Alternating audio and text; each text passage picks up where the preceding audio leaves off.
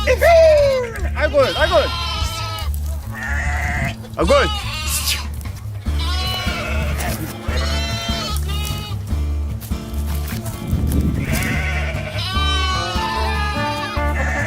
Abala. Səni bilmirəm kimsən, kimlərdənsən. Mən bir aydır burada qoyun otaram. Hər gün görürəm belində bu lapaqqa suvarmadan gəlirsən. Halal olsun sən. Kimsən sən, kimlərdənsən, adın nədir? Kərimov. Maşallah, çox qoçaq uşaqsan. Amma digəl ki, dilin pəltəkdir. Oyam, sən qadan qalın. Mən pəltək deyirəm, mənim dədəm pəltəkdir. O da mənə yaxşı şahs verən adam axmaqdır. Niyə? Deməli, mən o vaxtlardan olanda dədəm gedib mənə yaxşı şahs xatmağa. Dədəm də pəltək olubdu. O yaxşı şahs çıxardan adama deyir ki, Kərimov.